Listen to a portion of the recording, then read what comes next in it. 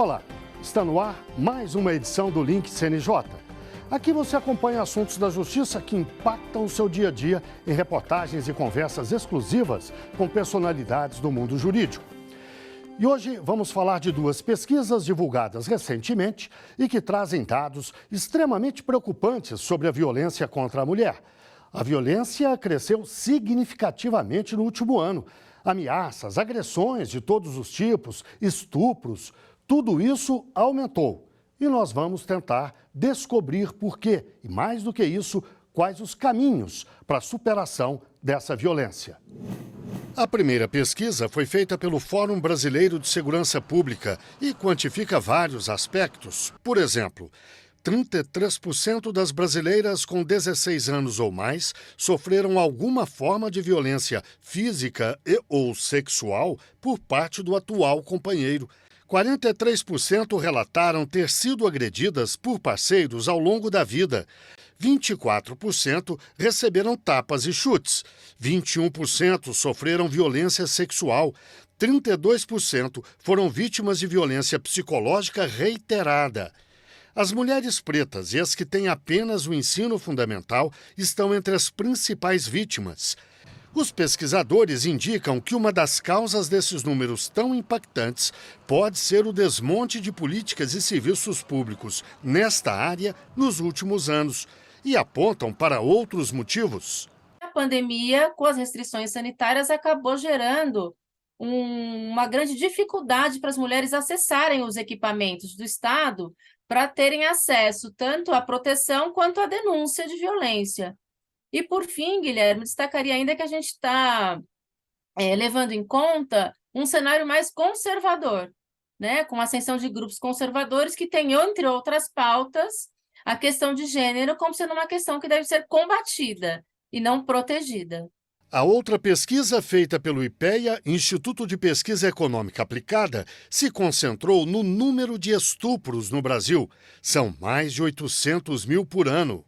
Em termos de registros reportados à polícia, são cerca de 70 mil estupros por ano no Brasil. Na saúde é metade disso, né? No entanto, a gente, ao enxergar esse número da polícia, a gente enxerga apenas uma pequena pontinha do iceberg. A maior parte desses casos estão submersos abaixo da linha d'água, né? E foi o que nós procuramos resgatar e entender, né? E aí chegamos à conclusão que a cada ano são 822 mil estupros no Brasil, o que significa dizer que a cada minuto 2 mulheres estão sendo estupradas. Para fazer a pesquisa, o IPEA usou 3 bancos de dados: registros policiais, a base do Ministério da Saúde e as estatísticas do IBGE. Os números são considerados confiáveis, mas não são absolutamente precisos. Por isso, os pesquisadores recomendam que o país invista e promova uma pesquisa de mais fôlego. Não temos isso, os países desenvolvidos têm, nós não temos, e sem ter dados acurados, como que nós vamos fazer diagnósticos acurados? Como que nós vamos fazer prevenção primária, evitar que aqueles casos aconteçam? Como que a gente vai fazer prevenção secundária, ou seja, os casos eventualmente aconteceram, mas como que o Estado e a sociedade podemos fazer políticas para que aqueles casos não se repitam, né? Para falar sobre o assunto, eu converso agora online com Márcio Luiz Coelho de Freitas, conselheiro do CNJ. Converso também com Gabriela Mansur, advogada, presidente do Instituto Justiça de Saia e idealizadora do projeto Justiceiras. E ainda com Cínia Gurgel Juarez, secretária-geral adjunta da Comissão Nacional da Mulher Advogada. Muito obrigado a vocês três pela participação aqui no Link CNJ. Eu começo com uma pergunta para o conselheiro Márcio. Como o CNJ avalia essas duas pesquisas que trazem números tão preocupantes assim? O primeiro ponto a ser notado é que são pesquisas que trazem dados, que jogam luz sobre algo que é absolutamente importante quando nós pensamos na formulação de política judiciária, que é aquela cifra oculta da criminalidade, aquela parcela dos crimes que não chega ao conhecimento do sistema de justiça. Veja que na pesquisa do IPEA, a conclusão é de que apenas cerca de 8,5% dos estupros são notificados. Isso é uma realidade em todos os crimes, mas talvez em relação à violência contra a mulher, à violência de gênero, por toda a carga emocional e, enfim, social que existe, esse número seja o nosso maior desafio, criar um sistema que promova o acolhimento para a mulher, para que ela se sinta segura o suficiente para ir buscar apoio das instituições. Então, essas duas pesquisas, ao revelarem essa disparidade entre aquilo que acontece e aquilo que efetivamente é registrado, dá bastante luzes para indicar os caminhos que nós devemos seguir para melhorar o acolhimento às mulheres. Cínia, o conselheiro citou o caso, nos números ligados ao estupro. Eu gostaria que você fizesse a avaliação desses números todos, tanto da pesquisa do IPEA quanto a outra feita a pedido do Fórum Brasileiro de Segurança. De fato, são números preocupantes, são números alarmantes. Quando a gente vê, por exemplo, na pesquisa, a afirmação de que são 50 mil mulheres por dia que sofrem violência e que todos os tipos de violência, em todos os tipos de violência houve aumento, realmente é um dado que choca a nós como mulher, como operadora do direito, como representante de advogadas também, já que nós estamos na Comissão Nacional da Mulher Advogada, e como diz a pesquisa, um estádio inteiro lotado por dia de mulheres que sofrem violência. Não é possível que a nossa sociedade ainda normalize esse tipo de situação. É preciso que a gente se choque e é preciso que a gente tenha realmente este olhar de sensibilidade voltado para encontrar alternativas que diminuam esses números que nos colocam numa posição horrível dentro da violência contra a mulher. É uma situação que todas as instituições, a gente vê agora, o próprio CNJ, doutor Márcio, com certeza vai abordar isso, com o protocolo de julgamento sob perspectiva de gênero. São essas iniciativas que devem nos pautar e que devem jogar luz sobre esses números para que a gente possa começar a combater de maneira efetiva a violência contra a mulher no Brasil. Gabriela, e qual é a explicação para isso? São as estatísticas, a busca das estatísticas, as pesquisas ficaram mais apuradas ou, de fato, há alguma coisa no ar que permitiu que essa violência campeasse dessa forma? Nós não temos como afirmar, nesses casos, se houve um aumento das denúncias ou um aumento da violência. Eu entendo que dos dois. Nós podemos falar que sim, dos dois. Hoje em dia, pelas redes sociais, há uma movimentação muito rápida em situações de violência, em que há essa materialização do que a gente já vem falando de longa data. Por isso que eu não me assusto com esses índices. Nós sabemos, quem atua no combate à violência contra a mulher há muito tempo, e aí nós já temos um trabalho de mais de 20 anos à frente desse tema, nós sabemos que os números são alarmantes, que a situação da mulher que sofre violência é muito preocupante, são situações de risco, são situações de humilhação, de desqualificação dessas mulheres e que todos nós precisamos, de fato, dar as mãos e tratar com prioridade essa questão dos direitos das mulheres e da violência a qualquer mulher brasileira ou brasileira fora do Brasil e até em tratados internacionais que bate nas portas da justiça e da segurança pública e muitas vezes não tem atendido o seu pedido. Eu vou aqui me permitir até fazer uma referência à fala da doutora Gabriela, com a qual eu concordo muito. Acho que, em grande medida, nós estamos diante de uma maior visibilidade.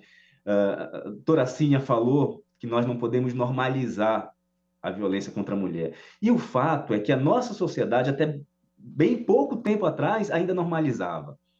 Era comum se dizer que em briga de marido e mulher não se mete a colher.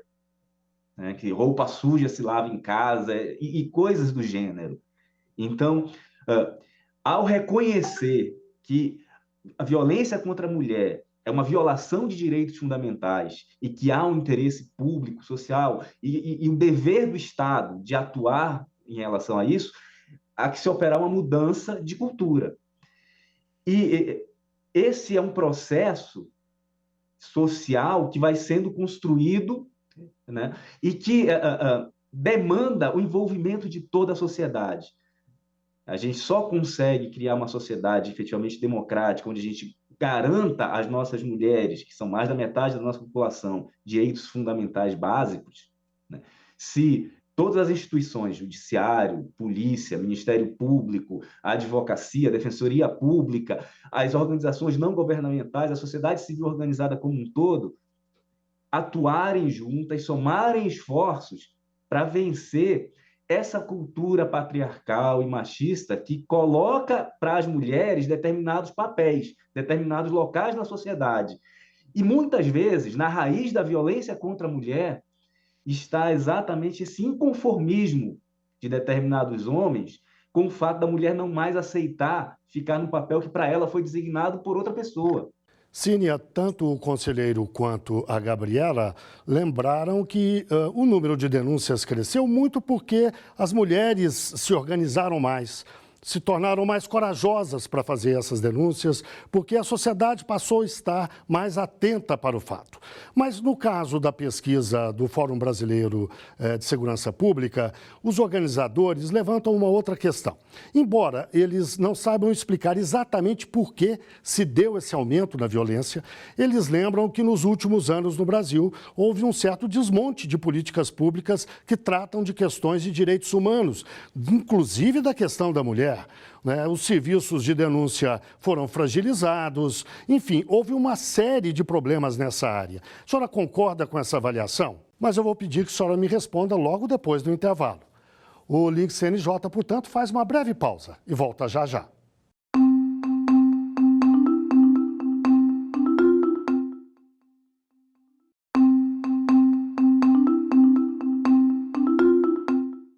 O Link CNJ está de volta. Hoje falamos do aumento significativo da violência contra a mulher, identificado por duas pesquisas. Os nossos convidados são Márcio Luiz Coelho de Freitas, conselheiro do CNJ, Gabriela Mansur, advogada, presidente do Instituto Justiça de Saia e idealizadora do projeto Justiceiras. E ainda Sínia Gurgel Juarez, secretária-geral adjunta da Comissão Nacional da Mulher Advogada. Sínia, no bloco anterior eu deixei uma pergunta no ar para que você respondesse agora. Afinal, qual é a explicação para esse aumento tão grande da violência? Nós tínhamos uma expectativa de que a pandemia trouxesse o pior momento para a violência contra a mulher, porque era um momento de reclusão, um momento em que a vítima estaria presa com o seu agressor.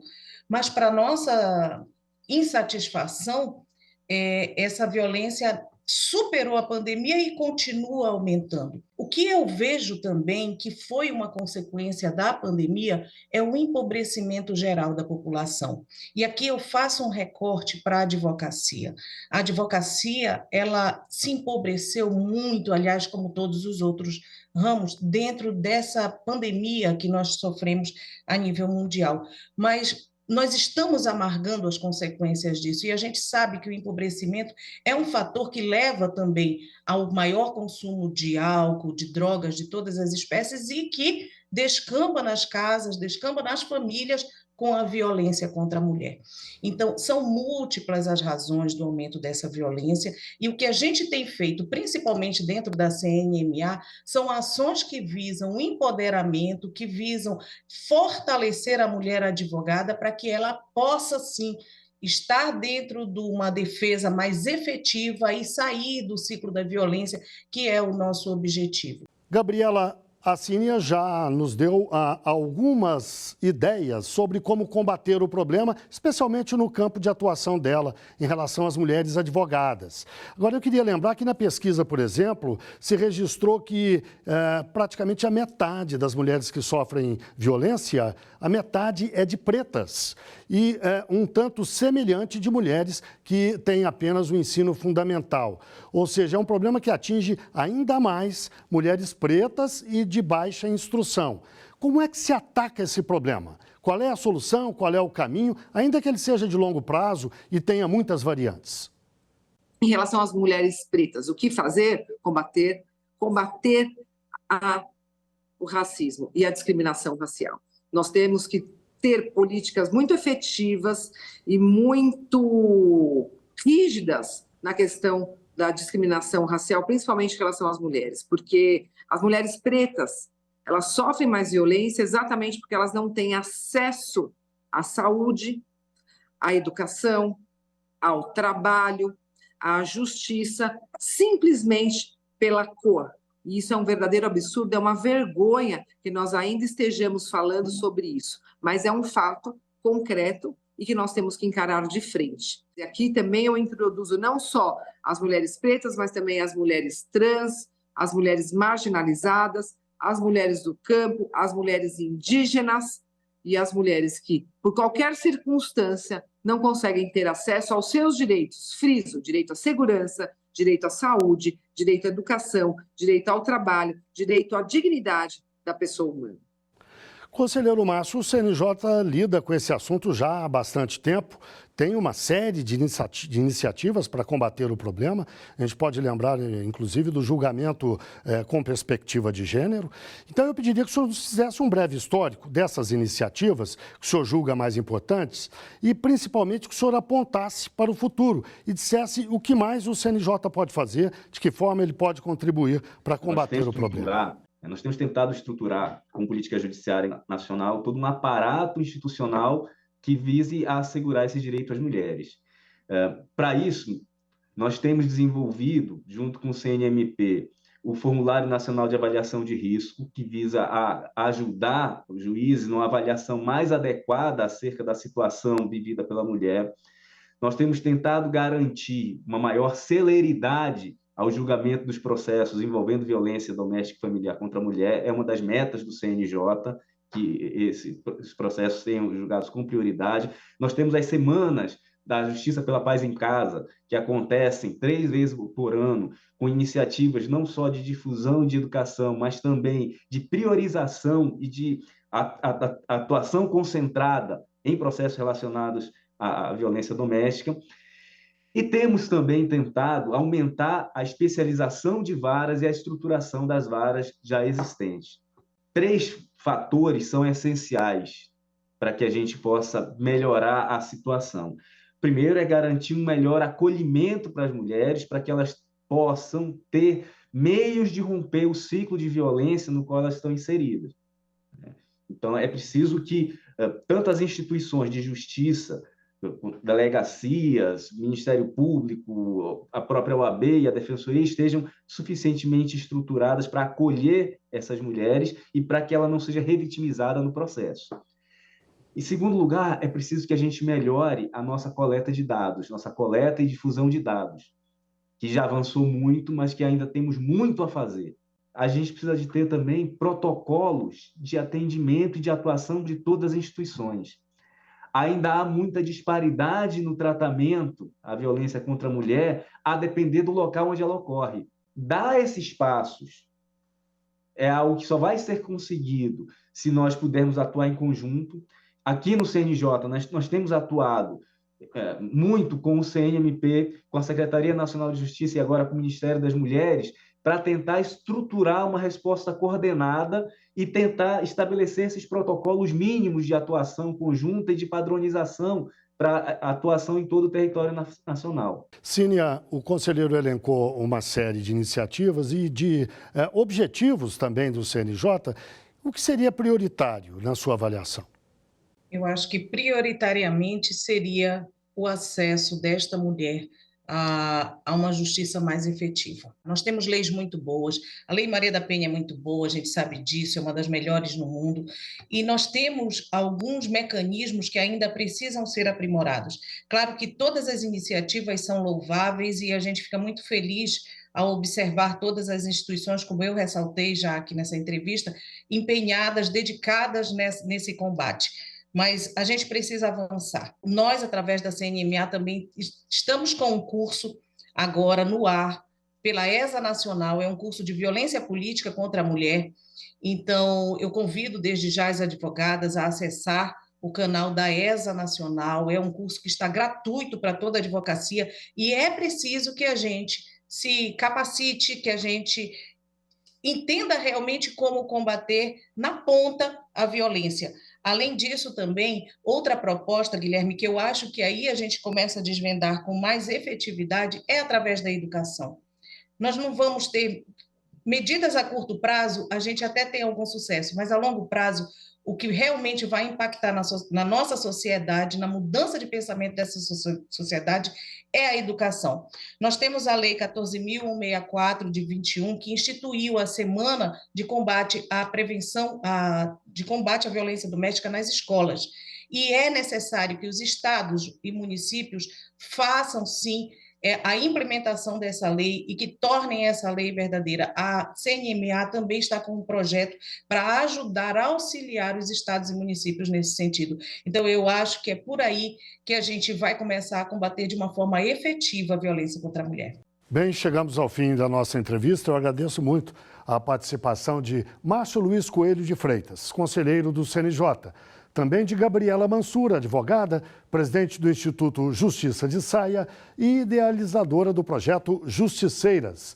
Também de Cínia Gurgel Juarez, secretária-geral adjunta da Comissão Nacional da Mulher Advogada. E agora o link CNJ da Notícias da Justiça. Vamos fazer um giro pelos estados e pelos tribunais do país. O Tribunal de Justiça do Maranhão investe no projeto Registro Cidadão, que busca combater o subregistro com a emissão gratuita de registros tardios de nascimento e de óbito, segunda via de certidões de nascimento e de casamento, além do reconhecimento de paternidade. Em apenas um dia, foram 126 atendimentos na cidade de Lago da Pedra, a 300 quilômetros de São Luís. Outras cidades vão ser incluídas ao longo da semana. Esta é a 6ª edição do projeto. A Corregedoria Nacional de Justiça atualizou o provimento que regulamenta a união estável e altera o regime de bens. O objetivo é simplificar o processo de reconhecimento e dissolução da união estável, além de facilitar a alteração de regime de bens e a conversão da união estável em casamento. Agora, os cartórios que fazem registros de nascimentos, casamentos e óbitos também podem realizar os termos declaratórios de reconhecimento e de dissolução de união estável. O Departamento de Pesquisas Judiciárias do CNJ lançou um questionário sobre direitos indígenas e acesso à justiça. O objetivo é subsidiar a elaboração de um manual para orientar o acesso dos povos indígenas ao Poder Judiciário. O público-alvo são magistrados, grupos de monitoramento e fiscalização de tribunais, além de entidades do chamado terceiro setor. O manual vai permitir o atendimento de indígenas a partir de uma perspectiva antropológica humanizada, de acordo com regras nacionais e internacionais. Os formulários estão disponíveis no site do CNJ. É hora do CNJ nas redes. Vamos ver algumas das postagens que marcaram a semana nas redes sociais do CNJ. Olá, pessoal! Atualmente, existem mais de 30 mil crianças e adolescentes em instituições e casas de acolhimento no Brasil. E para aqueles que não são adotados ou não retomam o convívio com suas famílias biológicas, quando completam 18 anos de idade, em regra, devem sair das instituições. O programa Novos Caminhos atua exatamente com esses jovens. A ideia é que eles construam sua autonomia. No programa, eles são acompanhados individualmente e encaminhados para programas de escolarização e profissionalização. E após concluírem os módulos de capacitação, os jovens são direcionados ao mercado de trabalho. O programa nasceu no Tribunal de Justiça de Santa Catarina e agora será implantado no estado do Amazonas. Saiba mais nas redes do CNJ. Agora vamos falar sobre tecnologia aliada ao sistema de justiça. A novidade é que já está disponível a todos os tribunais brasileiros a nova ferramenta de gestão de bens com restrição judicial. É o Sistema Nacional de Gestão de Bens. O sistema possui uma segurança auditável e gerencia todos os bens alcançados pelo cumprimento de decisões judiciais, incluindo objetos e documentos físicos que estejam vinculados a processos ou mantidos nas dependências do Judiciário. Com um cadastro padronizado e ágil, cada tribunal pode personalizar o local de armazenamento e cadastrar bens em lotes ou fracionados. E o monitoramento é feito de ponta a ponta, da inclusão no sistema até a sua destinação final. A gente explicou melhor sobre esse tema nas redes sociais. O edital de contratação da 6ª edição do Justiça Pesquisa já está com inscrições abertas. Ele prevê que sejam realizados levantamentos sobre o Poder Judiciário, cujos resultados poderão servir de base para a elaboração de diretrizes e políticas públicas em diversas áreas da Justiça. 7 temas foram selecionados para essa edição do projeto e você pode conferir todos eles nas publicações nas redes do Conselho. Eu fico por aqui e até mais! Agora vamos ao quadro Uma História, aquele momento em que um juiz ou uma juíza conta um caso que marcou a carreira dele ou dela. Eu sou a Cláudia Favacho, sou juíza titular da 3ª Vara Criminal de Coraci, no estado do Pará, comarca da capital, Belém. E a minha vara, ela tem como competência o combate à violência doméstica e familiar contra a mulher e também crimes contra crianças e adolescentes. Então, dentro dessa minha trajetória, eu já estou há 4 anos na titularidade desta unidade judiciária. Tive um caso de violência doméstica contra a mulher que realmente foi marcante, foi impactante pelas características dessa situação. Se tratava de uma moradora da Ilha do Marajó, do arquipélago do Marajó, que era casada com um servidor público municipal da Prefeitura de Curralinho, que é o nome do município. E ela não tinha formação, ele era servidor público municipal, como eu já disse, então ela vivia numa relação de dominação com ele, inclusive ele vivia dizendo que ela não era capacitada, que ela era uma mulher que não tinha instrução, e ela começou a estudar. E foi o primeiro conflito dentro daquela relação.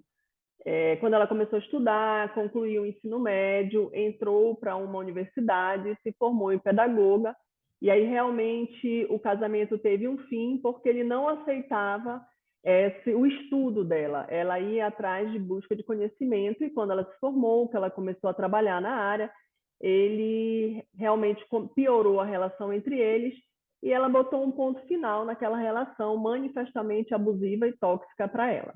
Em 2017, ela pediu uma medida protetiva, mas ele não foi localizado para ser intimado e o processo acabou sendo arquivado pela não localização dele. Ela também houve um processo pelo crime de ameaça, assim, porque ele continuava realmente a perseguindo, mas esse processo ele foi absolvido por insuficiência de provas. E, infelizmente, em 19 de novembro de 2020, ela foi vítima de feminicídio por aquele homem que sempre foi seu algoz, e mesmo com todo o crescimento e o destaque que ela passou a ter no município, ela não conseguiu se livrar daquele agressor. Ele foi levado a júri, foi condenado pelo crime de feminicídio e a uma pena de 25 anos e 6 meses de reclusão. Então, esse caso ele me impactou muito enquanto magistrada, enquanto mulher, porque demonstra para a gente o quanto o agressor pode persistir nos atos de violência e o quanto essa vítima não pode baixar a guarda na sua segurança. Então, isso nos deixa uma mensagem de que é preciso estar sempre alerta, que não se pode permitir nenhuma aproximação e que o Estado tem que atuar sempre de forma vigilante em prol da vida das mulheres, para que a gente realmente consiga ser eficiente nessa proteção às mulheres. Bem, chegamos ao fim de mais um Link CNJ. Muito obrigado a você que esteve com a gente até agora e até o próximo programa.